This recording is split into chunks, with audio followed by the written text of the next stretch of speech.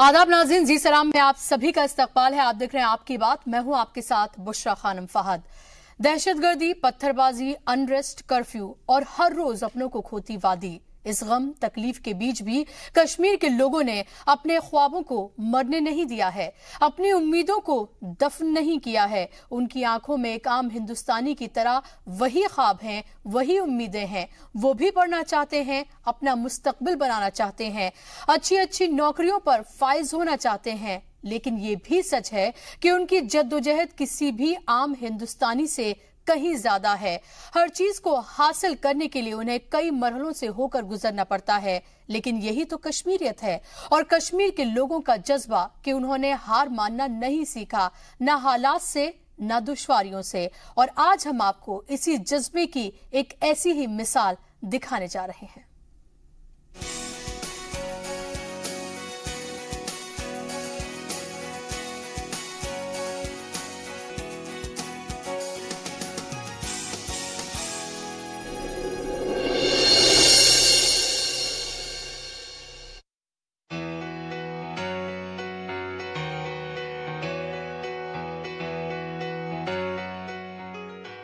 लड़कियों के प्रोफेशन को लेकर एक स्टीरियोटाइप नजरिया बना लिया गया है और उनके आसपास एक दीवार सी बना दी गई है, एक दायरा बना दिया गया है, जिसके इर्द गिर्द ही उन्हें सोचने पर मजबूर किया जाता है। उन्हें हर पल ये बताया जाता है कि उनकी हदें क्या हैं और जो उन हदों को तोड़कर उन दायरों को लांघता है, उसे समाज से हजार तानों का सामना भी करना पड़ता है।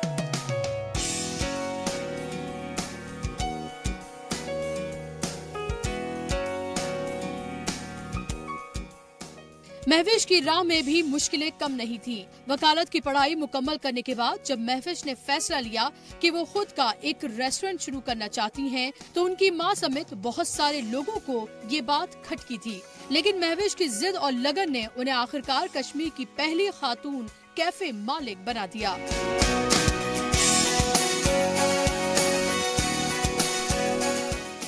7 महीने पहले रेस्टोरेंट स्टार्ट किया दमना में और मैंने अपनी study central university of Kashmir से की है। मैंने ग्रेजुएशन लॉ में कंप्लीट की है वहाँ से। एक बिज़नेस स्टार्ट करने का आइडिया काफ़ी यंग एज से था मेरे पास कि मुझे इंडिपेंडेंटली अपना कुछ स्टार्ट करना है। इनिशियली मेरी मदर चाहती थी कि मैं उसी फील्ड में कुछ करूँ जिस फील्ड में मैंने अपनी स्टडीज़ की है। बट देन जब उन्हें ये पता लगा या उनको ये रियलाइज़ हुआ कि मैं काफ़ी ज़्यादा इंटरेस्टेड हूँ बिज़नेस स्टार्ट करने में, तब से लेके आज तक वो सपोर्ट कर रहे हैं। मैं एक फूड लवर हूँ, तो इसीलिए जब भी बिज़नेस स्टार्ट करना था तो अब ये था कि किस चीज़ में करना है। सो ऑब्वियसली वो ऐसा कुछ होता जिसमें मेरा अपना इंटरेस्ट रहता, इसीलिए रेस्टोरेंट बिज़नेस स्टार्ट किया। महविश का यहाँ तक पहुँचना आसान नहीं था। उन्होंने हर तरह की परेशानी देखी। 6 साल की छोटी सी उम्र में कैंसर की वजह से वालिद का साया उनके सर से छिन गया।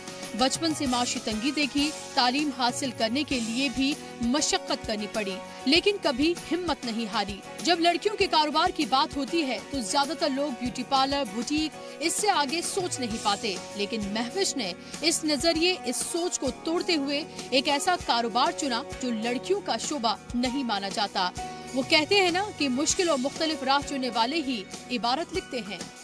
महविश के बारे में ये मैं बोलूँगा कि उन्होंने पहले स्टार्ट किया, पहले सोचा उन्होंने हम लोग क्या करेंगे, कैसे करेंगे, क्या पॉसिबल है इस कश्मीर में जहाँ पे अभी हालात सही नहीं रहते हैं, हालात ख़राब होते हैं। बैठ के उन्हें डिसाइड किया हम लोग यहाँ पे रेस्टोरेंट एक खोलेंगे। फिर फाइनली हमारे एक पहला जो रेस्टोरेंट खुल गया वो बिमना में। उसके बाद हमने एक और रेस्टोरेंट खोला जो कि मुनवाराबाद में है। तो आहिस्ता आहिस्ता आहिस्ता आहिस्ता इंशाल्लाह बहुत वो आगे जा रही है और मेरी भी दुआ उनके साथ में है कि वो इससे आगे जाए। वो मेरी छोटी सिस्टर जैसी है, तो हम लोग सब एकजुट होके हम लोग इंशाल्लाह आगे भी काम करेंगे। महविश भी काम करे, महविश के साथ भी हम लोग काम करेंगे। चंद महीनों में ही महविश ने अपने कैफे की एक और ब्रांच खोल ली है। जो राह उन्होंने चुनी उसके लिए वो जी जान से लग गयीं। जिंदगी में आपको बहुत कुछ फैसले लेने होते हैं, कुछ बड़े फैसले जो हो सकता है कि शुरू में आपके लिए आसान न हो सकता है आपको फौरन रिजल्ट भी ना मिले, लेकिन सही डायरेक्शन में की गई मेहनत, कोशिश कभी रायगा नहीं जाती और आपको कामयाबी भी जरूर मिलती है। लेकिन जरूरत होती है कुछ बड़े और कड़े फैसले लेने की, अपने ख्वाबों के लिए, अपने जुनून के लिए। और फिर दुनिया माजी नहीं देखती, सिर्फ कामयाबी पर वाहवाही करती है। साहिल के सुकून से किसे इनकार है, लेकिन तूफान से लड़ने में मजा और ही कुछ है। ब्यूरो रिपोर्ट के साथ बुशरा खानम फहद, जी सलाम। तो हजार मुश्किलें आपकी राह में आ सकती हैं, बहुत सारे लोग आपकी राह में रोड़े बन सकते हैं, लेकिन अगर आपने कुछ ठान ली है और अगर आप उस मंजिल की तरफ चल गए हैं तो आपको राह जरूर मिलेगी और कामयाबी भी जरूर मिलेगी। और महविश की कहानी हमें यही सिखाती है। महविश हमारे साथ खुद जुड़ गई हैं, लेकिन अगर आप महविश से कुछ बात करना चाहते हैं, सवाल पूछना चाहते हैं, उनको मुबारकबाद पेश करना चाहते हैं या कोई राय देना चाहते हैं तो आप जरूर हमें कॉल कर सकते हैं। लगातार जो नंबर्स टेलीविजन स्क्रीन पर फ्लैश किए जा रहे हैं उसके जरिए आप हमसे राब्ता कर सकते हैं। महविश जरगर हमारे साथ जुड़ गई हैं, उनसे बात करेंगे। महविश, बहुत बहुत इस्तकबाल है आपका जी सलाम में।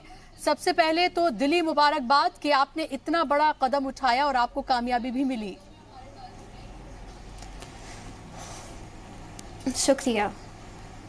ये बताइए कि जब अब आपको लोग एंटरप्रेन्योर, एक कैफे का मालिक, इस तरह से अगर कहकर जब बुलाते हैं तो कैसे लगते हैं ये नाम महविश के साथ जुड़े हुए? बिल्कुल, बहुत अच्छा लगता है कि जो सपने देखे थे और जो मेहनत करी है वो रंग ला रही है।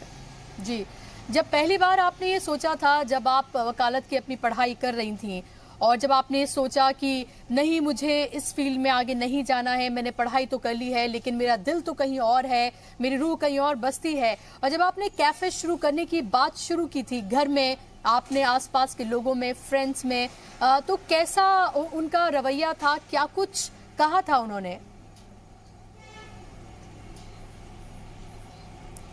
घर से एक अच्छा सपोर्ट मिला है मुझे हमेशा से। हाँ, ये था कि मेरी मदर चाहती थी कि मैं उसी फील्ड में आगे कुछ करूं जिस फील्ड में मैंने अपनी स्टडीज करी है। घर से ऐसा कोई अपोजिशन नहीं मिला था कि नहीं करना है। हाँ, रही बात लोगों की, तो वो इनिशियली कहते थे कि ये काम तुम्हारे लिए नहीं है, ये तुम्हारा फील्ड नहीं है, तुमसे नहीं होगा।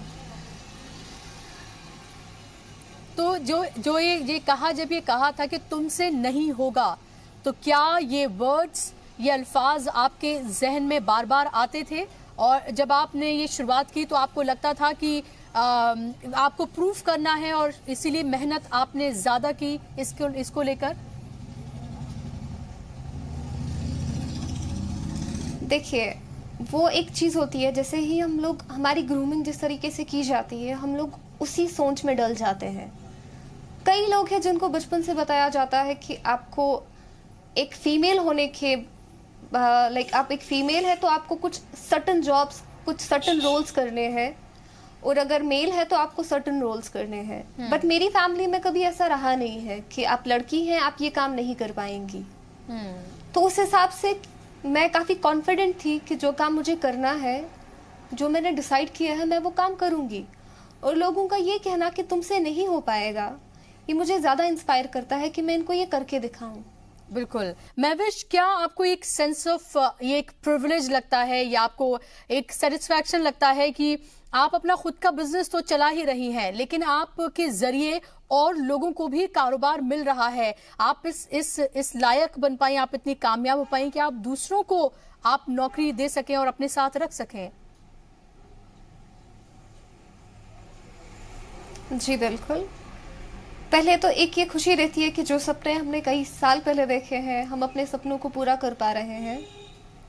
और दूसरी बात तो ये जायज़ सी बात है, अच्छा लगेगा कि मेरी वजह से जो मेरी वाली के लोग हैं, मैं उनके लिए कुछ कर पा रही हूँ, मैं उन्हें एम्प्लॉयमेंट दे पा रही हूँ।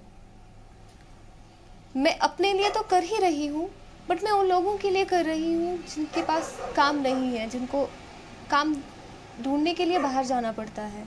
जी, काफ़ी खुशी मिलती है कि मेरी वजह से किसी और के घर में चूल्हे जलते हैं। बिल्कुल।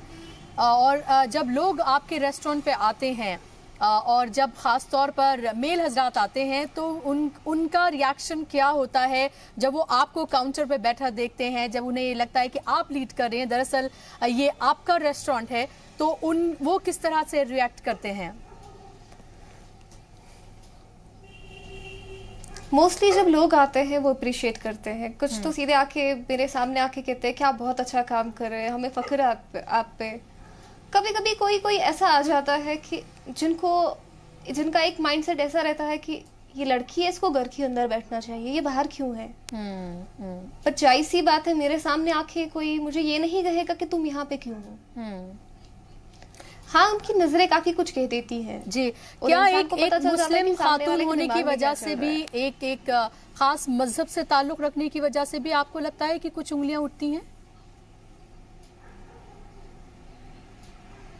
मुझे नहीं लगता उस वजह से उंगलियां उठती हैं। उंगलियां इसलिए उठती है क्योंकि कुछ लोगों का माइंडसेट काफी पेट्रियार्क हो गया है कि नहीं, कि उन्हें लड़कियों की इंडिपेंडेंस जरा सी भी रास नहीं आती है। वो चाहते हैं कि वो हमेशा, उनका जो ये है, वो एक लड़की के ऊपर अपनी हुकूमत कर सके। एंड दे नो कि जैसे ही एक लड़की फाइनेंशियली इंडिपेंडेंट हो जाएगी, इस पे तो अब हमारी बात, हुकूमत चलेगी नहीं, हमारी मनमानी नहीं चलेगी इस पे।